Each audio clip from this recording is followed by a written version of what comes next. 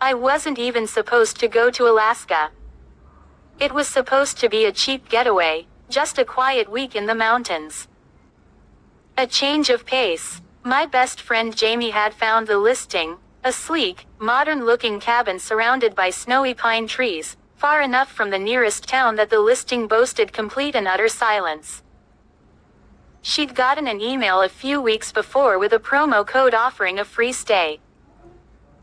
Jamie travels for work a lot, so deals like this aren't totally uncommon for her. Still, something about the whole thing felt too good to be true. It was a one-week rental, fully paid. The photos were gorgeous. Glass walls that looked out over a frozen lake, a wood-burning stove, vaulted ceilings, a Scandinavian minimalist vibe. Jamie was giddy about it, and I just wanted an excuse to unplug for a while. I wish I could say I had a bad feeling, but I didn't. Not then. Our flight was long. I remember staring out the tiny window as we flew over endless expanses of snow and forest. The closer we got to our destination, the more remote it felt. Civilization started to thin out beneath us until finally the airport was little more than a single building surrounded by trees. The car rental lot was a patch of frozen gravel. We climbed into our SUV and started the drive into the mountains. The road was long, winding, and almost entirely deserted. The radio cut out after the first hour. My phone had already lost signal. Jamie didn't seem to mind. She just laughed, rolled down the window, and let the freezing air hit her face. "Come on," she said. "We never get this kind of silence in the city."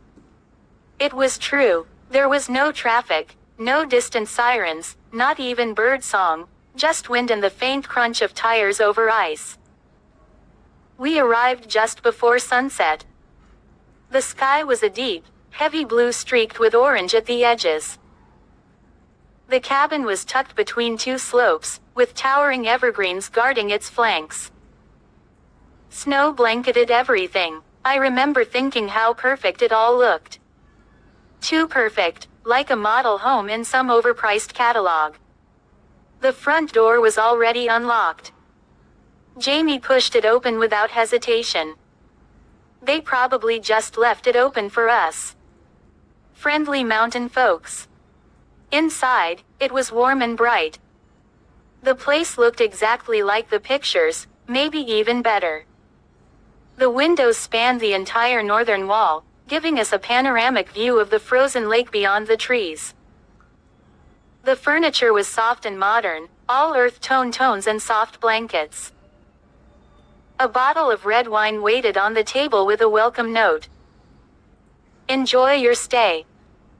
There were no names, no host signature, no instructions. We unpacked, took a few selfies, opened the wine. For a little while, it felt like a vacation. Jamie put on music from her downloaded playlist. I curled up by the window and watched the light fade across the snow. The first night passed without incident. We were too tired to notice anything off. The first thing I noticed the next morning was the silence. Not just the usual kind you get in remote areas, but something heavier, thicker, like the world had been muffled. I stepped out onto the porch and saw no movement at all. Not in the trees, not on the lake, no tracks in the snow, not even animal ones. It was like everything had gone still. Jamie joined me with a steaming mug in her hands. She didn't seem fazed. "This is what we came for, right?" she said. I nodded, but I remember feeling observed. Not watched, exactly, just aware that we weren't as alone as we thought we were. We went into town that day. It was about a 40-minute drive down the mountain through winding roads that were only half plowed. The town itself was tiny, mostly just one main street lined with shops and diners. We stocked up on groceries, chatted briefly with a woman at the general store. She was polite but not warm. When Jamie mentioned the cabin, the woman gave us a long look. What cabin? Jamie pulled up the listing on her phone, but without a signal, nothing loaded. She just waved it off. It's a rental near Hollard Lake. A-frame, kind of modern. The woman's eyes narrowed slightly. I don't know any cabins out there. Nothing modern, anyway. It was probably nothing. Small town folks aren't always aware of new developments, we figured. Still, something about her tone stayed with me the whole drive back. That night something woke me. A sound, not loud, just a light creaking, like a floorboard being pressed down slowly. The bedroom was dark. My side of the bed faced the hallway, and I could just make out the faint outline of the door. Slightly ajar. I held my breath. Nothing, just stillness. Then I heard it again. Creak, a pause. Then a softer sound, like a breath. I sat up, straining my ears. Jamie. She shifted beside me. You up? I nodded, though she probably couldn't see. Did you hear that? What? Sounded like someone in the hall. She sat up too. Maybe the wind, or the wood settling. I wanted to believe that, but I didn't. The hallway didn't have any vents, and we hadn't used the stove yet. The place was warm and still. Jamie got up and walked out into the hall. I followed a few steps behind. The hallway stretched toward the back of the cabin, ending at the utility room and the locked cellar door. Everything looked the same. Nothing was out of place. Except, the door to the cellar was open a crack. We stared at it for a long time. Neither of us moved. Jamie was the first to speak. We didn't open that, did we? I shook my head. I was sure of it. She stepped forward, reached for the handle, and pushed it open. The hinges groaned. The cellar was pitch black. There were stairs leading down, but no light switch that we could see. Just the void below, waiting. Jamie leaned in slightly, then she frowned. It smells weird. I stepped beside her. She was right. There was a smell rising up from below. Metallic and musty, like rusted pipes and mold. Not strong, but enough to make your nose wrinkle. Should we go down? I asked. Jamie considered. Nah, let's just shut it. We can ask the host tomorrow. She closed the door, turned the lock, and we went back to bed. But I didn't sleep well. The sound came again later that night, only once. But this time, it came from the ceiling, like someone walking slowly across the roof. The cabin, as far as we knew, had only one level and no attic. The next morning felt different. Not in a dramatic way. Not like we woke up to blood on the walls or something from a horror movie. But there was a stillness to everything. A silence too complete. It was like the cabin was holding its breath. Or maybe it was just me. Jamie didn't seem bothered. She made coffee, patted around in thick socks, and put on the same playlist as the day before. But she looked tired. Her face was a little pale, the bags under her eyes darker than usual. When I asked if she slept okay, she shrugged it off and said the bed was too soft. The cellar door was still locked, but now the lock looked different, scratched, like someone had tried to pick at it with something metal. Jamie noticed it too, but neither of us said anything right away. I think we were both trying not to be the one to admit something was off. That day, we stayed close to the cabin. The temperature had dropped overnight, and the wind had picked up. The trees creaked outside, groaning under their own weight. We bundled up and went for a short walk down the trail that led toward the lake, but everything felt brittle. Even the snow under our boots made sharp, dry cracks instead of the soft crunch we were used to. Jamie was quieter than usual. She kept glancing back at the cabin, like she expected to see someone watching us from the windows. Once or twice, I caught her scanning the tree line too, eyes narrowed. When I finally asked her what was wrong, she just shook her head. Nothing. Just didn't sleep well. It's more than that, come on. She hesitated, then said, I thought I heard whispering last night. I blinked. Where? I don't know. The ceiling. It was faint, but it was there. We stood in silence, letting the wind fill the space. I tried to come up with a reasonable explanation, but nothing really fit. Let's check the roof later, I said. Maybe something's up there. Animals or vents or, I don't know. Jamie just nodded, but I could tell she didn't believe it. Back inside, the warmth of the cabin felt less comforting than before. The windows, which had looked so beautiful the day we arrived, now felt like too much exposure, like something could be watching us from the outside, shielded by the trees and the glare of the snow. We tried to distract ourselves. Made dinner, played cards, pretended things were normal. But as night crept in, we both grew quieter.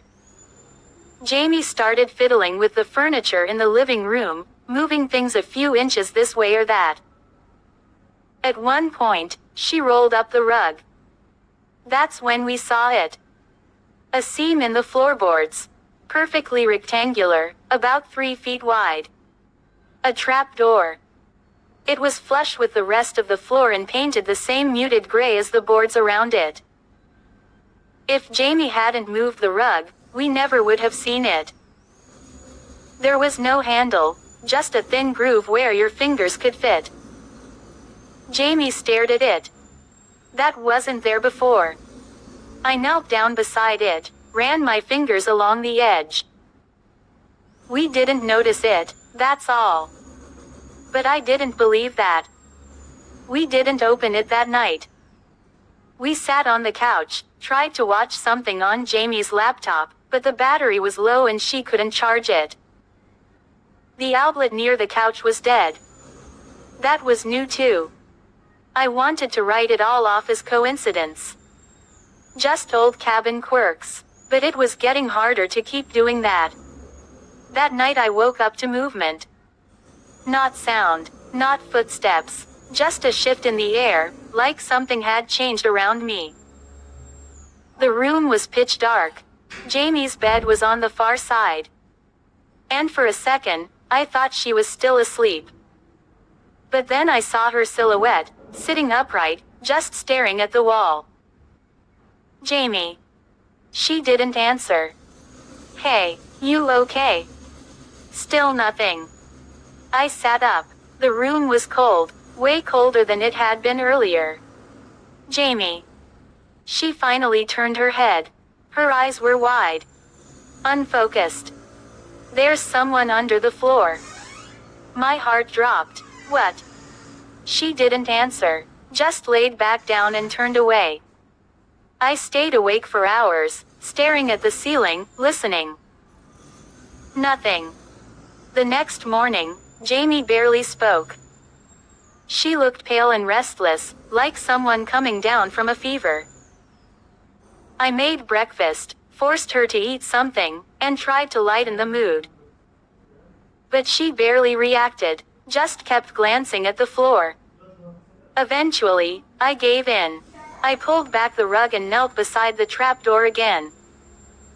Let's just look. Maybe it's nothing. Jamie stood behind me, arms crossed tight over her chest.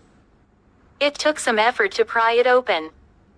The wood resisted, like it had swollen from moisture. But eventually it gave. A wave of cold air rushed up into the room. Below us was a narrow wooden shaft, maybe 4 feet deep, with a tunnel leading away into darkness. The walls were raw timber, old and dry. The air smelled of dust, bleach, and something metallic, Like old tools or blood. Jamie stepped back. We should close it. Just a quick look. I grabbed my phone, turned on the flashlight, and shone it into the tunnel. It went on farther than the light could reach, too narrow to stand in. You'd have to crawl. There were scraps.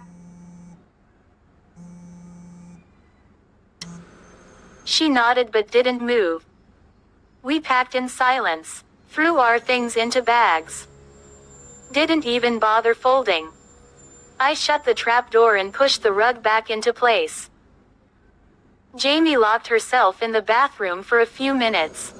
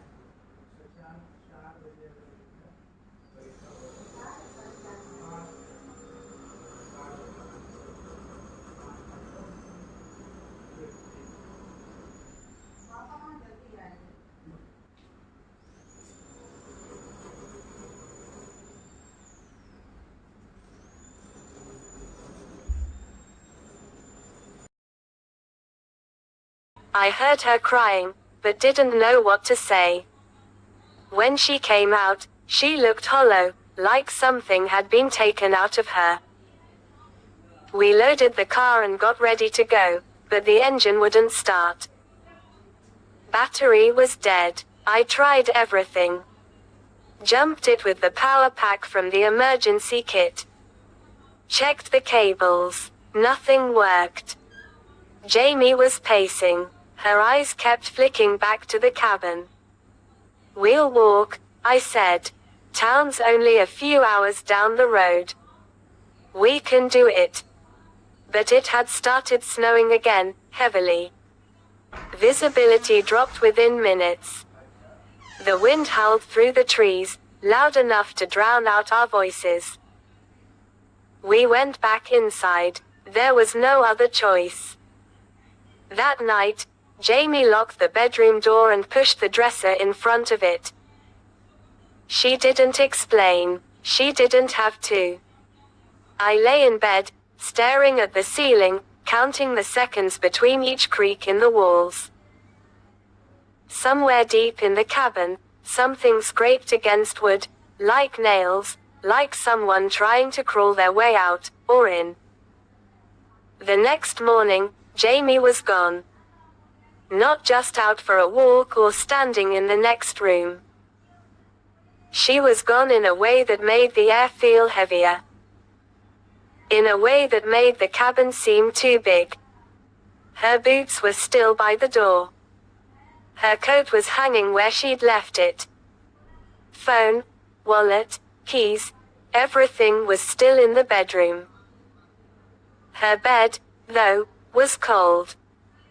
At first, I told myself she had to be nearby. Maybe she went out back to get fresh air or walked a little ways down the path to clear her head. But I knew that wasn't true. The wind was howling outside, the kind of sharp cold that cuts straight through your skin. No one just steps out into that barefoot and without a jacket. I called her name until my throat hurt. Ran outside, circled the entire cabin twice. No footprints in the snow. None. Just the same smooth white as before. I stood on the porch and screamed her name until the silence swallowed it. Back inside, I paced the hallway, opening doors that had no reason to be closed, checking closets I knew were empty. Every room seemed a little dimmer than before, like the cabin was shrinking inward, drawing all the light into itself. I stopped in the living room. The rug had been pulled back again. The trapdoor was open. The sight of it sent a slow creeping chill up my spine that had nothing to do with the weather. The phone was in my pocket, but I already knew there would be no signal. I tried anyway. 3 dots in the corner of the screen, then nothing. I tried to call 911. No ring, no dial tone, nothing but dead air. I looked down into the trapdoor again. The tunnel was just as narrow and claustrophobic as before, but this time it looked darker, like the shadows had grown. I didn't want to go in. Every part of me screamed not to. But what choice did I have? I grabbed my flashlight and a jacket, tied one of the wool scarves around my mouth and nose. The air in the tunnel smelled worse than before, moldy and metallic, laced with something sweet and rotten. I dropped down to my knees and slid inside. The crawl space was barely high enough for me to move. My elbows scraped the wooden walls. Bits of insulation hung down like cobwebs. My flashlight flickered, then steadied, casting warped shadows on the splintered boards. I don't know how long I crawled. The passage twisted left, then right, then dipped slightly. After a while, it opened into a low chamber, just enough space to sit up. A wooden beam ran across the ceiling, sagging under its own weight. There were marks on the walls. Deep gouges. I thought they might have been from tools at first, but they were uneven, jagged, like something had clawed at the wood. And there were stains, brown and dried. Old, soaked deep into the floorboards. The smell was overwhelming in here, and I had to press the scarf tighter around my face to keep from gagging. I wanted to turn back. But then I saw something in the far corner, a scrap of fabric. A flannel shirt. The same one Jamie had been wearing the day before. I reached for it. It was damp. Sticky. Next to it was a footprint, small, bare, pressed into the grime. I kept going. The passage narrowed again and sloped downward. It felt like I was descending beneath the cabin entirely. I lost all sense of direction. It could have been minutes or hours. My phone clock was useless. The battery was draining fast, even though I hadn't touched it. Eventually, the tunnel widened again and ended in a set of old stone steps. The walls were different now, rougher, made of packed earth and ancient beams. Somewhere above me, the wind howled like it was miles away. I started down the stairs. At the bottom was another door. Heavy wood, reinforced with iron bands. It looked like something pulled out of a medieval castle. I pushed it open.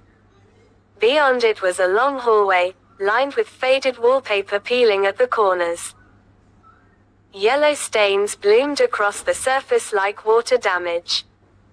It looked like a hotel corridor, the kind you see in old black and white movies. A place trapped out of time. I walked slowly, past doors on either side. Some were cracked open, some shut tight. One had been smashed in, the frame hanging askew. Inside were broken pieces of furniture, overturned drawers, torn clothing. On the far wall, someone had scrawled in something dark, "Don't follow them." I kept going. My breath echoed in my ears. The hallway seemed to stretch forever. Then, just when I thought I couldn't take another step, I saw a light at the end. Not daylight, not electric. Candlelight. A room stood open, glowing with a soft amber hue. Inside were dozens of candles arranged on shelves, casting shadows across faded portraits and dusty armchairs. A record player spun in the corner, but no sound came from it. In the middle of the room stood a figure. Jamie. She was facing away, standing still, too still. Her shoulders were square, arms hanging by her sides.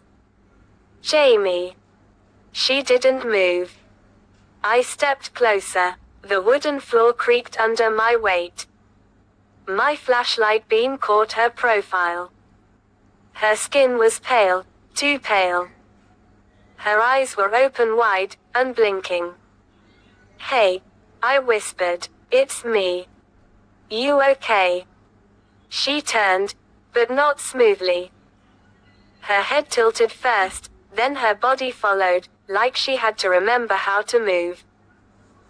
Her mouth opened slightly, but no words came out. Then she smiled. It wasn't a Jamie smile. It was too wide. Too many teeth. Her eyes didn't match it. I stepped back. What? What is this? She took one slow step forward. I raised the flashlight, but the beam flickered. Her skin looked wrong in the light, gray at the edges, papery, like something stretched thin over something else. Another step, then another. I ran. I bolted back into the hallway, slammed the door behind me, and sprinted down the corridor. Doors blurred past me. The air grew colder. I could hear footsteps now, more than one set. Coming from behind, from in front, from above. The hallway wasn't empty anymore. Figures moved in the shadows. Tall and hunched, some dragging themselves across the floor. Others standing perfectly still until I got close, then turning toward me with those same two wide smiles.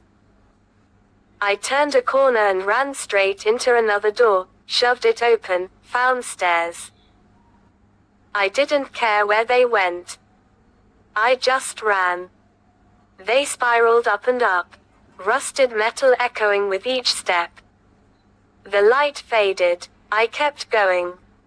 Eventually, the stairs ended at a narrow landing. A hatch was built into the ceiling. I pushed it with everything I had. It groaned, then gave way. I crawled out into a hallway. Carpeted, painted, familiar. It was the hallway outside our bedroom. The trapdoor in the floor behind me was gone. The clock on the wall said 2:47 a.m. Everything was silent. I stood there, panting, shaking, unsure if I was awake or dreaming. The bedroom door was closed. I opened it slowly. The room was empty. Jamie's bed was made. Her things were gone. Only mine remained. I backed out of the room, shut the door, went into the living room.